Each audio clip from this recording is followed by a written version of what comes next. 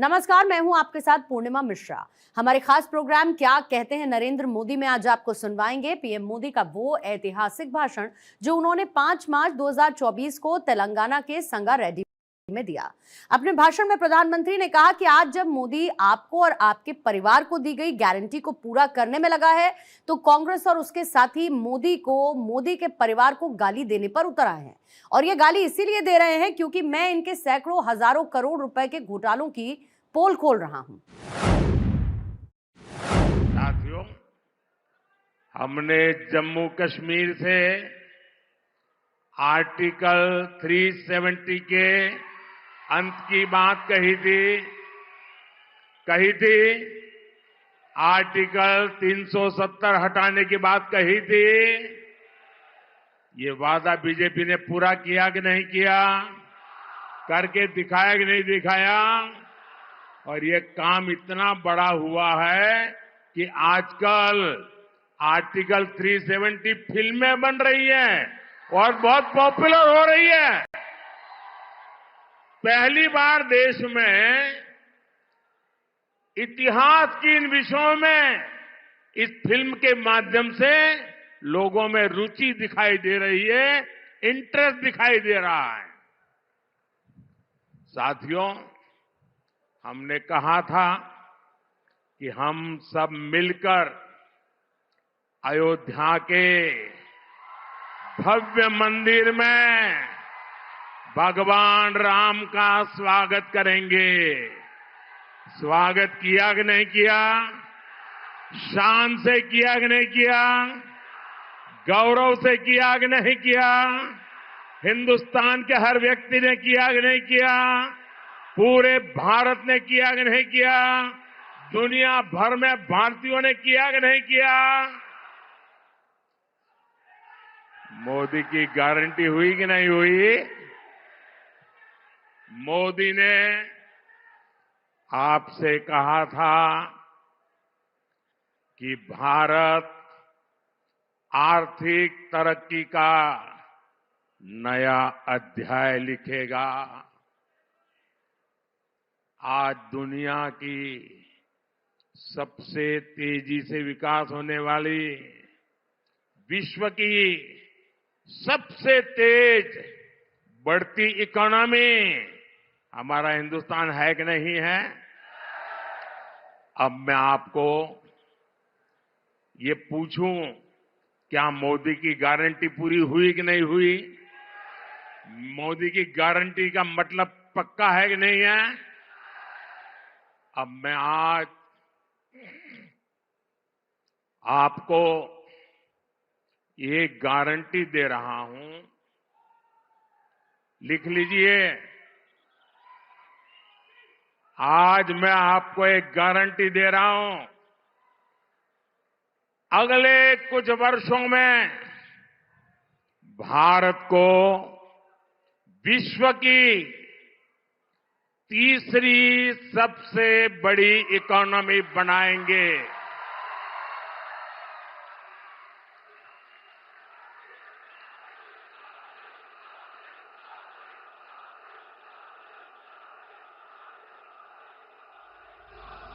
और ये वादा भी पूरा होगा क्योंकि ये मोदी की गारंटी है। और आप सब जानते हैं, पूरा देश जानता है, మోదీ గ్యారంటీ అంటే గ్యారంటీగా పూర్తి అయ్యే गारंटी। साथियों, आज जब मोदी आपसे और आपके परिवार को दी गई गारंटी को पूरा करने में लगा है, तो कांग्रेस और उसके साथी मोदी को, मोदी के परिवार को गाली देने पर उतर आए हैं।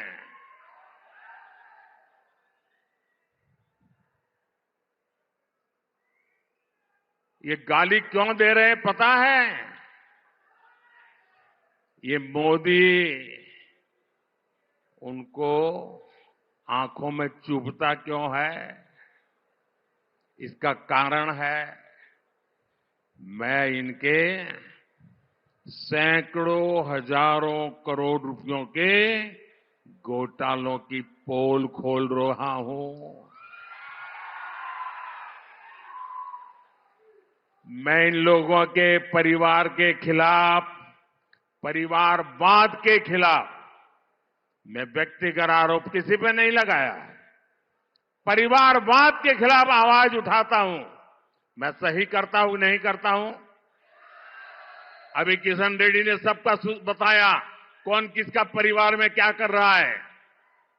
आप जम्मू कश्मीर से लेकर तमिलनाडु तक देखिए, जहां जहां परिवारवादी पार्टियां राज कर रही हैं, वो परिवार तो मजबूत हुआ, लेकिन वो राज्य बर्बाद हुआ है कि नहीं हुआ है? वो परिवार मजबूत हो गए, वो राज्य मजबूत नहीं हुआ। क्या ये परिवारवादी राजनीति चलनी चाहिए? ये परिवारवादी पार्टियां लोकतंत्र की विरोधी है कि नहीं है? ये परिवारवादी पार्टियां टैलेंट की विरोधी है कि नहीं है? ये परिवारवादी युवा की विरोधी है कि नहीं है? जब मैं ये कहता हूं तो ये लोग क्या कहते हैं? जब मैं परिवारवाद का विरोध करता हूं, जब मैं कहता हूं कि परिवारवाद लोकतंत्र के लिए खतरा है, जब मैं कहता हूं कि परिवारवाद नई टैलेंट को उभरने नहीं देता, जब मैं कहता हूं कि परिवारवाद युवाओं का अवसर रोकता है, तो ये लोग जवाब नहीं देते हैं। उस उल्टा क्या कहते हैं? ये कहते हैं मोदी का कोई परिवार ही नहीं है। क्या परिवार वालों को चोरी करने का लाइसेंस मिल गया है क्या? ना तुम्हारा परिवार है इसलिए चोरी करने की छूट? क्या तुम्हारा परिवार है सत्ता पर कब्जा करने की छूट? मैंने तो देखे हैं ऐसे मुख्यमंत्री, उनके एक ही परिवार के निकट के एक ही कुटुंब के 50-50 लोग उच्च पदों पर उस राज्य में विराजमान हो जाते हैं। क्या ये लोकतंत्र है क्या? और ऊपर से लोग क्या कहते हैं? मोदी के साथ हमारी विचारधारा की लड़ाई है। अब बताओ भाई, वो कहते हैं हम परिवार वाले सब करेंगे और मोदी को परिवार नहीं है। क्या ये विचारधारा की लड़ाई है क्या? और अगर ये विचारधारा की लड़ाई है तो मैं बताता हूं विचारधारा की लड़ाई क्या होती है। वो कहते हैं फैमिली फर्स्ट, मोदी कहता है नेशन फर्स्ट। ये है विचारधारा की लड़ाई।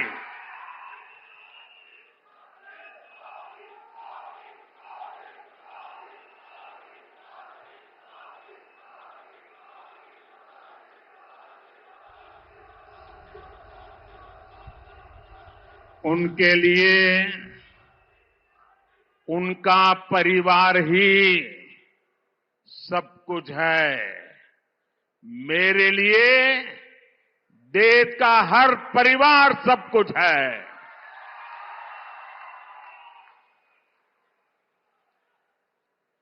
इन्होंने अपने परिवार के हितों के लिए देश हित को बलि चढ़ा दिया। मोदी ने देश हित के लिए खुद को खपा दिया है।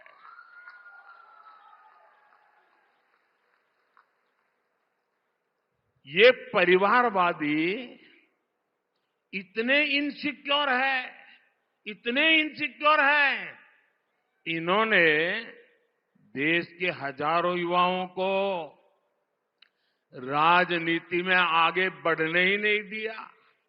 आप देखिए कांग्रेस पार्टी पहले परिवारवादी नहीं थी, लेकिन जब से परिवारवादी बनी है 50 साल से कम आयु वाले किसी व्यक्ति को आगे नहीं देते, आने देते। और किसी को बिठाना पड़े तो किसको बिठाएंगे? 75 साल वाले को ले आएंगे, 80 साल वाले को ले आएंगे, 85 ईयर वाले को ला करके बिठा देंगे।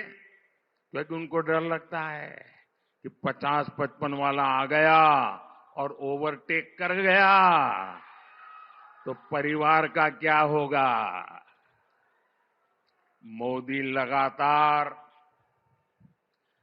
देश की राजनीति में ईमानदार युवाओं को आगे ला रहा है।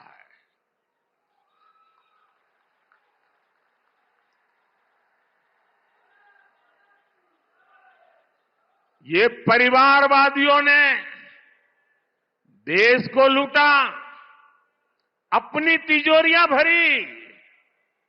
मोदी ने उसको जो तनख्वाह मिलती है ना, सरकार से जो पेमेंट मिलता है महीने का, उसमें से भी जब जब मौका आया कुछ न कुछ मैंने लोगों के लिए खर्च कर दिया है, दान कर दिया है। परिवारवादियों ने सरकारों में रहकर महंगे महंगे गिफ्ट लिए हैं, सौगातें ली हैं और गिफ्ट के जरिए भी अपने काले धन को सफेद बनाया।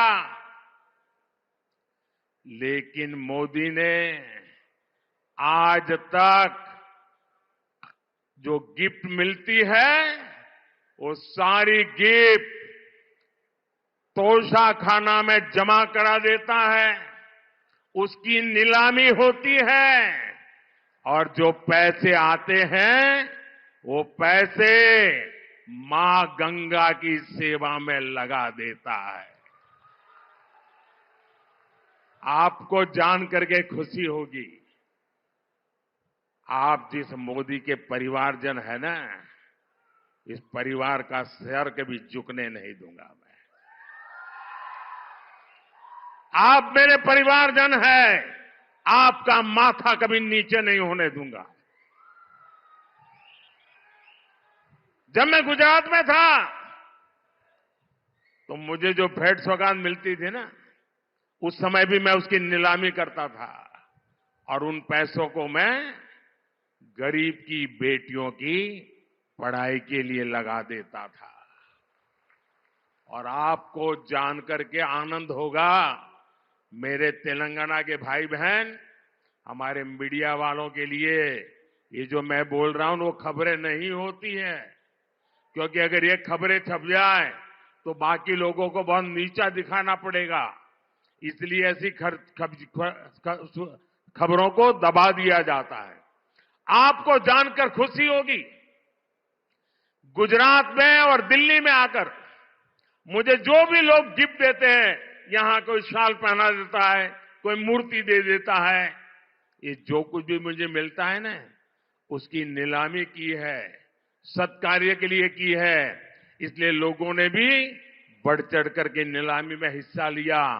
और ये आपका सेवक वो क्या करता है, अब तक करीब करीब 150 करोड़ रुपया ये लोगों की सेवा में लगा दिए हैं। दोस्तों, अगर मैं भी परिवारवादी होता तो ये सब ले जाता और कोई पूछता ही नहीं, वो कहते भाई मंच पे दिया था, वो तो उनका है। मैंने इसको भी आपकी सेवा में अर्पित कर दिया है। साथियों, उन्होंने